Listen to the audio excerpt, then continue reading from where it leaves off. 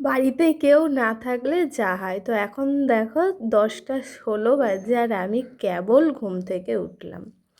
তো আজকে মা বাড়িতে নেই, মা গেছিলো দাদাকে দেখতে। তো যাই হোক, আজ আমি সারাদিন একা একাই থাকবো। তো ঘুম থেকে উঠে এই যে ব্রাশ করে আমি খাইয়ে নিলাম একটু চা।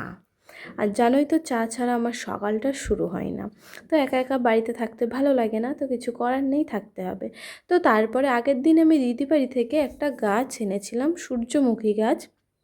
কিন্তু আস্তে আস্তে হাওয়ায় গাছটার পুরো অবস্থা খারাপ হয়ে গেছে।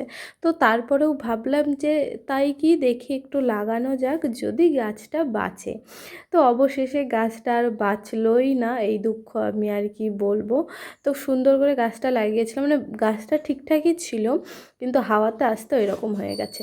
আর যেহেতু মা বাড়িতে নেই, তো কাজ আজকে আমিই করলাম, না সব কাজ করিনি। এই যে শুধু কটা বাসন মেজে দিয়েছি আজকে, কারণ মা সকালবেলা রান্না করে কাজ করে সব কিছু গুছিয়ে রেখেই গেছে। তো সেই কারণে আমারও আর কোনো ব্যাপার না, ঘুম থেকে লেট করে উঠে তো একটু চা খেয়ে তারপর ভাবলাম যে একটু বাসন কটা একটু ধুয়ে নিই। ধুয়ে স্নান করে পুজো দিয়ে নিয়েছি। তো তারপর দেখলাম মা এখানে ভাত আর এখানে আলু সয়াবিন ডিম দিয়ে তরকারি রান্না করেছে। তো একেবারে পুজো দিয়ে স্নান করে আমি এখন এগুলো খেয়ে এখন দেবো একটা টানা ঘুম।